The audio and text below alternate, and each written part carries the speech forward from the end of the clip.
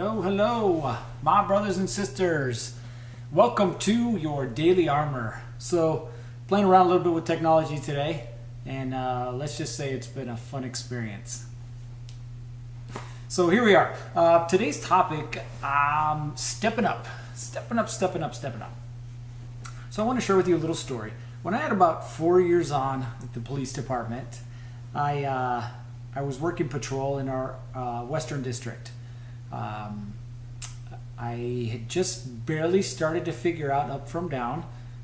Thought I could handle most of the calls, but didn't really have complete confidence in myself.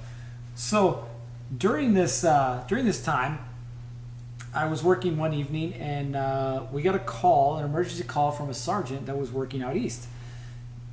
And the sergeant said that he had a vehicle that was failing to yield. For those of you that don't know what that means, it just basically means he tried to stop it and it kept going, which can be fun, I'm not going to lie, but in this instance was quite dangerous. He'd been driving recklessly before the sergeant even saw him, before the sergeant even had a chance to try and stop him. So the sergeant broke off because he was driving too recklessly, didn't want to put other people's lives in harm's way.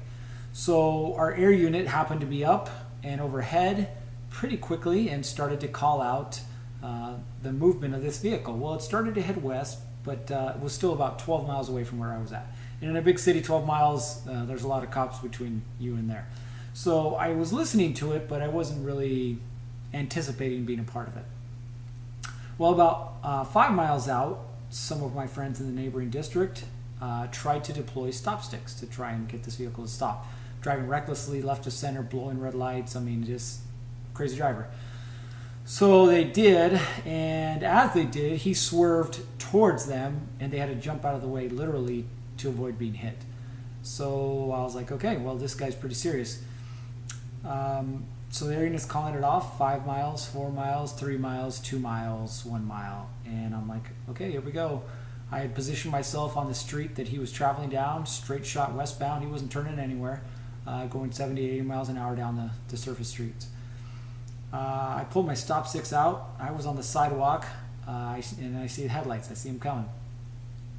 So as he gets close enough, I throw out the stop sticks. I'm like, here we go. So I throw them out. He ends up striking the stop sticks, which was a pretty awesome thing. Well, I immediately jumped back into my car and began to pursue this vehicle. Super excited, left the stop sticks. To this day, I don't even know what happened with them. I hope another officer picked him up. If not, well, somebody got a souvenir. So he continues westbound, and I am in pursuit now. Lights and sirens blaring, it's on like Donkey Kong. Well, slowly his tires start to shred out. That's the purpose of the stop sticks, slow him down. But he keeps going. He's still going 60 miles an hour. He gets to a point where some of my fellow officers try and deploy more stop sticks, but they're ineffective. But they're pretty effective at stopping the police officers behind me. So they deflated the tires of our own people.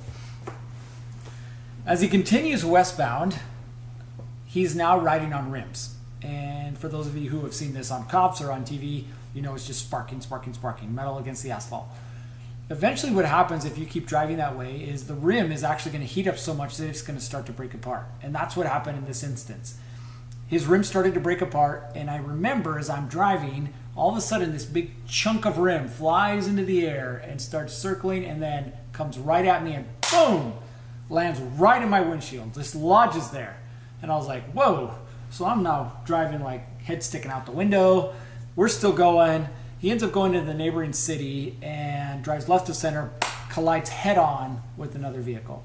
So my partner and I, we get out, we run up to him, and the fight is on. This guy is not feeling anything, and he strikes, and he taser, and nothing. It is fight. So we're struggling with this guy, and finally about 20 of our friends show up, and 20 to 1 are pretty good odds. We end up taking the guy into custody. So after we've got him in a car and headed to jail, made sure that the innocent people are taken care of. We're all kind of standing around in a circle, debriefing this incident that happened, literally from one side of the city all the way to the other. And we're talking about this, and the point comes up where the sergeant who's supervising this asks a very simple question. He's like, all right, so who's taking this? And it was dead quiet because this is a cluster. You're dealing with multiple vehicles in multiple cities, multiple victims, and a pursuit, which nobody ever likes to write up. So all of these things make it a cluster case. And the sergeant asked one simple question: who's taking this? Quiet, crickets. You couldn't hear anything. Well, I was like, well, I better take this since, I got a chunk of rim in my windshield. I may as well do something about it. So I step up and I say, I'll take it. And what ended up happening is it took me until 4 o'clock the next afternoon to finish this report. All the booking paperwork, booking the subject, in custody paperwork, victims forms, accident form, everything that had to be done took till 4 o'clock in the afternoon. Not a pretty day. But what came out of it was a new sense of purpose. See, the sergeant who was supervising the scene had no idea who I was at the time. And what I got to do was expose myself to him. And this benefited me farther down the road. Farther down the road, he was on a specialty unit and they had some openings they were testing for. I was able to put my name in. And because he had seen me in the past perform a certain way or step up and take responsibility, then I was selected for this position. So ask yourself in your life, where is it that you need to step up? Like there's a cluster happening, there's something happening, it's time for you to step up. And have you or haven't you? Now, understand that at this moment there is something for you to learn, there's something for you to go through, but the benefit may not be until a couple of years down the road, or a couple of months, or a couple of weeks.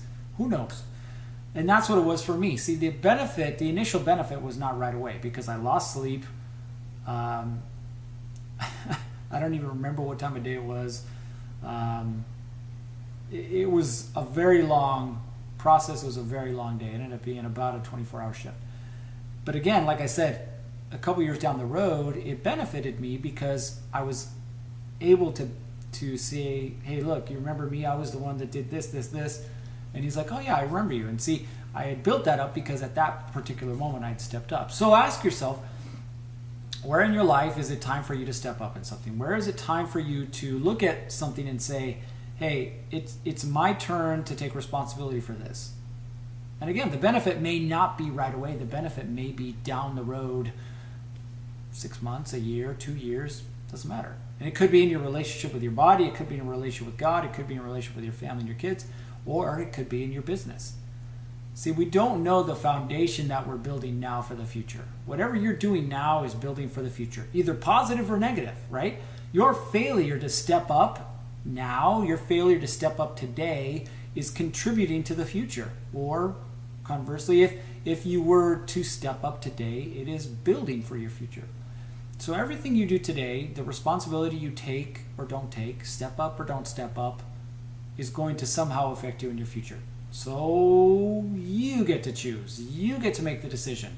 What is it that I'm going to do? Well, that's it for today for your Daily Armor. Don't forget to follow us on Facebook and Instagram, Warrior Guardian. We're also on YouTube at The Real Warrior Guardian. We will see you on